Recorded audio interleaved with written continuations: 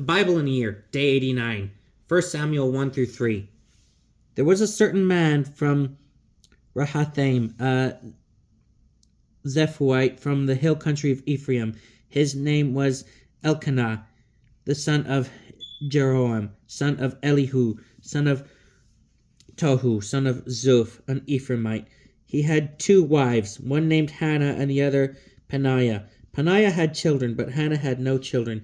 Each year this man went up from his city to worship and offer sacrifice to the Lord of hosts at Shiloh, where the two sons of Eli, Hophni and Phinehas, were ministering as priests of the Lord. When the day came for Elkanah to offer sacrifice, he used to give portions to his wife Peninnah and all her sons and daughters, but he would give a double portion to Hannah because he loved her. Though the Lord had closed her womb, her rival to upset her would torment her constantly, since the Lord had closed her womb. Year after year, when she went up to the house of the Lord, Peninnah would provoke her, and Hannah would weep and refuse to eat. Elkanah, her husband, would say to her, "Hannah, why are you weeping? Why are you not eating? Why are you so miserable? Am I not better to you than 10 sons?" Hannah rose after one such meal at Shiloh and presented herself before the Lord at the time of Eli the priest was sitting on a chair near the doorpost of the Lord's temple. In her bitterness she prayed to the Lord, weeping freely, and made this vow: "O Lord of hosts, if you look with pity on the hardship of your servant, if you remember me and do not forget me, if you give your housemaid a male child, I will give him to the Lord all the days of his life. No razor shall ever touch his head." As she continued to pray before the Lord, Eli watched her mouth, for Hannah was praying silently, though her lips were moving. Her voice could not be heard. Eli, thinking she was drunk, said to her, "How long will you make a drunken spectacle of yourself? Sober up from your wine." "No, my lord," Hannah answered. "I am an unhappy woman. I have had neither wine nor liquor. I was only pouring out my heart to the Lord. Do not think your servant a worthless woman. My prayer has been prompted by my deep sorrow and misery." Eli said, "Go in peace, and may God, the God of Israel, grant you what you have requested." She replied, "Let your servant find favor in your eyes," and left. She went to her quarters, ate and drank with her husband, and no longer appeared downhearted. Early the next morning they worshipped before the Lord, and they returned to their home in Ramah. When they returned, Elkanah had intercourse with his wife Hannah, and the Lord remembered her. She conceived, and at the end of her pregnancy bore a son, whom she named Samuel, because I asked the Lord for him. The next time her husband Elkanah was going up with the rest of his household to offer the customary sacrifice to the Lord and to fulfill his vows, Hannah did not go, explaining to her husband, "Once the child is weaned, I will take him to appear before the Lord and leave him there forever." Her husband Elkanah answered her, "Do what you think best. Wait until you have weaned him. Only may the Lord fulfill his word." And so she remained at home and nursed her son until she had weaned him. Once he was weaned, she brought him up with her along with a 3-year-old bull, an ephah of flour, and a skin of wine, and presented him at the house of the Lord in Shiloh. After they had slaughtered the bull, they brought the child to Eli. Then Hannah spoke up, "Excuse me, my lord. As you live, my lord, I am the woman who stood here near you praying to the Lord. I prayed for this child, and the Lord granted my request. Now I, in return, give him to the Lord as long as he lives. He shall be dedicated to the Lord Then they worshipped there before the Lord. And Hannah prayed, "My heart exults in the Lord. My horn is exalted by my God. I have swallowed up my enemies. I rejoice in your victory.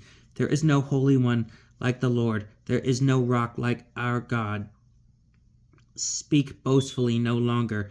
Do not let arrogance issue from your mouths, for an all-knowing God is the Lord, a God who weighs actions. The bows of the mighty are broken, whilst the tottering gird on strength. The well-fed hire themselves out for bread, while the hungry no longer have to toil. The barren wife bears 7 sons, while the mother of many languishes. The Lord puts to death and gives life, casts down to Sheol and brings up again. The Lord makes poor and makes rich, humbles and also exalts. He raises the needy from the dust, from the ash heap lifts up the poor, to seat them with nobles, and make a glorious throne before her heritage. For the pillars of the earth are the Lord's, and he has set the world upon them. He guards the footstep of his faithful ones, but the wicked shall perish in the darkness. For not by strength does one prevail. The Lord's foes shall be shattered. The Most High in heaven thunders. The Lord judges the ends of the earth. May he give strength to his king, and exalt the horn of his anointed. When Elkanah returned home to Ramah, the child remained in the service of the Lord under the priest Eli. Now the sons of Eli were wicked. They had respect neither for the Lord nor for the priest's duties toward the people. When someone offered a sacrifice, the priest's servant would come with a 3-pronged fork while the meat was still boiling, and would thrust it into the basin, kettle, cauldron, or pot. Whatever the fork brought up, the priest would take for himself. They treated all the Israelites who came to the sanctuary at Shiloh in this very way. In fact, even before the fat was burned, the priest's servant would come and say to the one offering the sacrifice, "Give me some meat to roast for the priest." He will not accept boiled meat from you, only raw meat.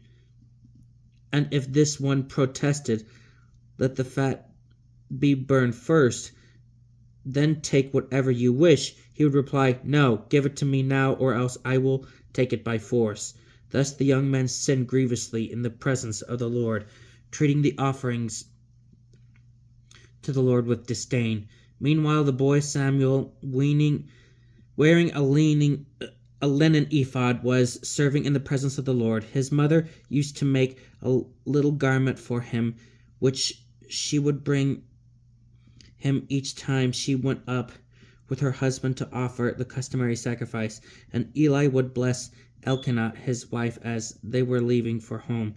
He would say, "May the Lord repay you with children from this woman for the gift she has made to the Lord." The Lord favored Hannah so that she conceived and gave birth to 3 more sons and 2 daughters, while Samuel grew up in the service of the Lord.